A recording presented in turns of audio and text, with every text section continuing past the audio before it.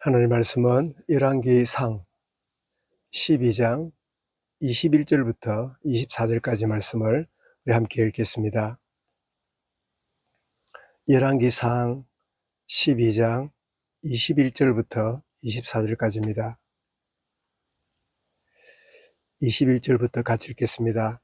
르호보암이 예루살렘에 이르러 온 유다 족속과 베냐민 지파를 모으니 택한 용사가 18명이라 이스라엘 족속과 싸워 나라를 회복하여 솔로몬의 아들 르호보암에게 돌리려 하더니 하나님의 말씀이 하나님의 사람 스마냐에게 임하여 이르되 솔로몬의 아들 유다왕 르호보암과 유다와 베냐민 온 족속과 또 그 남은 백성에게 말하여 이르기를 여호와의 말씀이 너희는 올라가지 말라.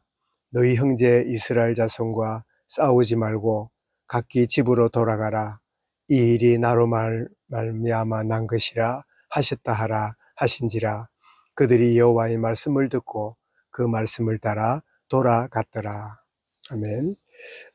채선을 놓쳐도 차선을 붙든 르호보암 왕, 이런 제목으로 말씀을 드리겠습니다. 오늘 본문은 이 솔로몬이 40년 동안 이 왕으로 통치를 끝내고 죽은 이후에 그의 아들이었던 르호보암이 왕이 됩니다. 왕이 되었을 때 백성들이 이 르호보암을 찾아와서 그동안 너무 많은 고역과 멍해가 무거우니까 좀 가볍게 우리에게 해줄 것을 요청을 하게 됩니다. 그게 1절부터 4절까지 내용이죠. 그래서 그 말을 들었던 르호보암 왕이 그 아버지로부터 있었던 노 신하들에게 이렇게 자문을 구합니다. 백성들이 이렇게 요구하는데 어떻게 하면 좋겠냐?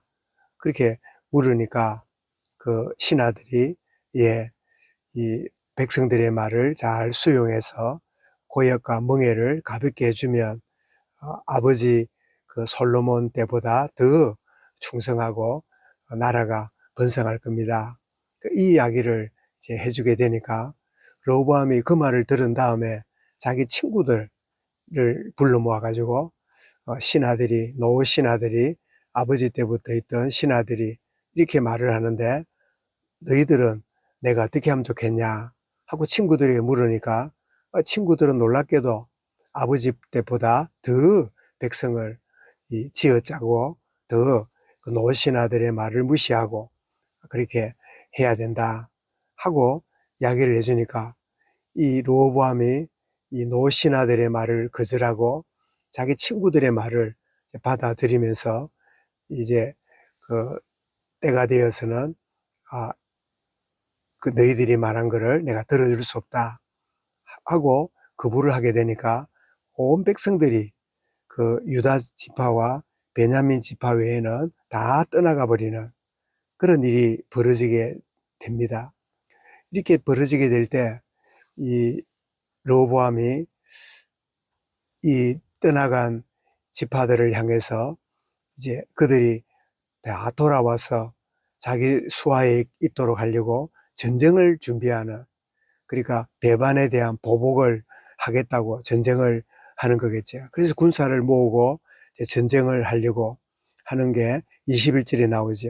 그들이 18만 명이나 되는 그런 군사를 모으고 이제 출전하려고 준비를 하고 있는 그런 가운데 있는데, 자, 이런 때에 하나님이 이 스마야라고 하는 선지자를 보내어서 이 르호보암에게 이렇게 말씀을 줍니다. 그 말씀이 뭐냐니까 23절부터 나오죠. 솔로몬의 아들 유다왕 르호보암과 유다와 베냐민 온 족속과 또 그 남은 백성에게 말하여 이르기를 여호와의 말씀이 너희는 올라가지 말라. 전쟁을 치르기 위해서 올라가지 말라. 그런 뜻이지요. 올라가지 말라. 왜냐하면 너희 형제 이스라엘 자손과 싸우지 말고 너희 형제가 아니냐.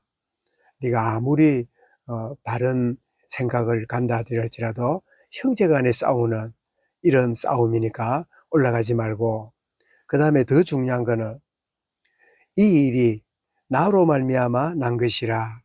이 말은 이 최선을 놓쳐버린 르호보암에게 이런 어려움을 겪게 되는 것은 하나님이 참 허락하신 것이다.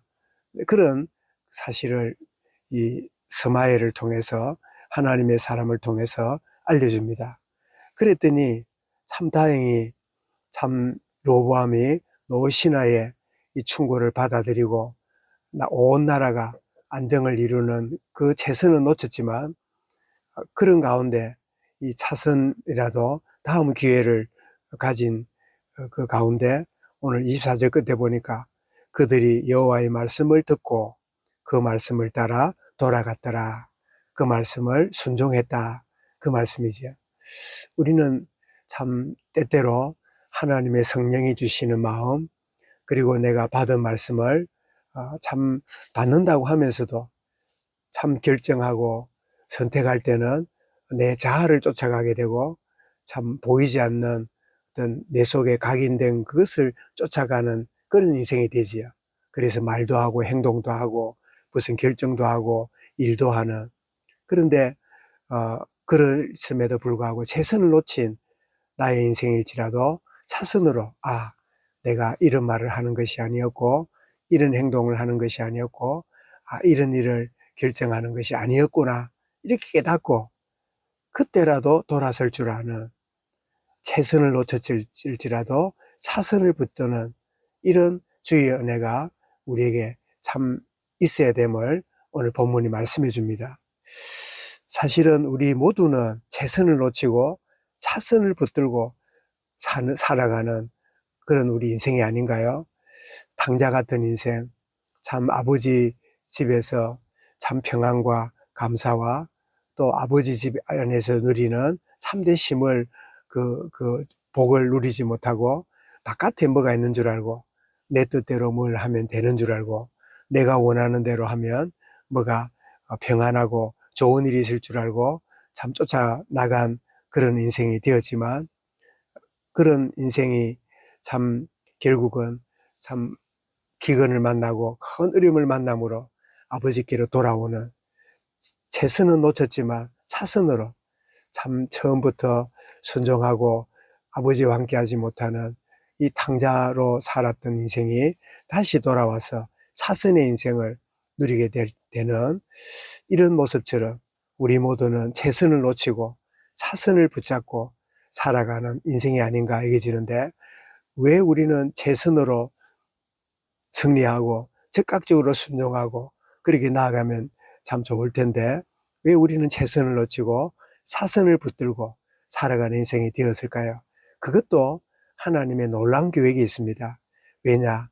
내가 자랑하지 못하는, 정말 의시되지 못하는, 내 봐라, 나는 이렇게 잘 행하고 있지 않느냐, 그런데 너는 왜 그러냐가 라고 말할 수 있는 우리가 아니라, 참 누구도 최선을 놓치고 차선의 자리에 와 있는 탕자 같은 나는 그런 인생이구나, 그런 인생이었구나, 이걸 알게 된다면 누가 또 다른 탕자가 되거나 또 무너져 있는 자를 볼 때 왜 그러냐 정지하고 판단하는 자가 아니라 진정으로 나도 그랬다, 나도 최선을 놓치고 차선으로 내가 살아가는 인생인데 저도 저렇구나, 내가 진정으로 기도하고 진정으로 돕고 모든 사람 살리는 자로 나가야 되겠구나.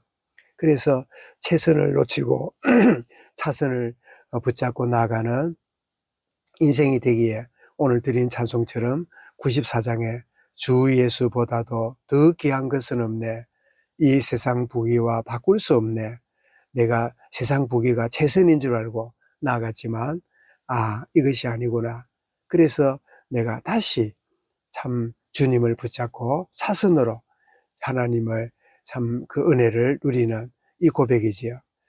영죽을 내 대신 돌아가신 그 놀라운 사랑 잊지 못해 세상 즐거움 다 버리고 세상 자랑 다 버렸네, 주 예수보다도 귀한 것은 없네, 예수밖에 없네, 내가 바라는 거, 내가 기대하는 거, 내 자아를 쫓아가면 최선일 줄 알았는데 그것이 참 계속적으로 되어진다면 하마터면 우리는 된 줄 알고 저주 속에 살 뻔했는데 무너지고 실패하고 로보암처럼 잘못 선택한 것으로 인하여 나라가 남북이 분단되는 큰 고통을 겪지만 이런 중에도 하나님 말씀을 받고 이것을 받아들이고 차선을 선택할 줄 아는 참된 은혜 가운데 참 서는 로보암처럼 오늘도 내가 최선을 다하여 살지만 때로는 참 하나님의 뜻과 온전함을 놓치고 무너지고 참 넘어질지라도 차선으로 다음 하나님의 주신 기회를 붙잡고 주님, 나는 탕자와 같습니다. 나는 자랑할 거리가 없습니다. 의시되고 남에게 요구할 만한 그런 존재가 될 수 없습니다. 진정으로 참 겸손히 주를 섬기고 나아가는 주 예수보다 더 귀한 것은 없다 하는 정인으로 살아가는 복된 오늘 하루가 되게 하시고 걸음이 되도록 인도하여 주옵소서. 이 말씀을 마음에 담고 우리 개인적으로 기도드리도록 하겠습니다.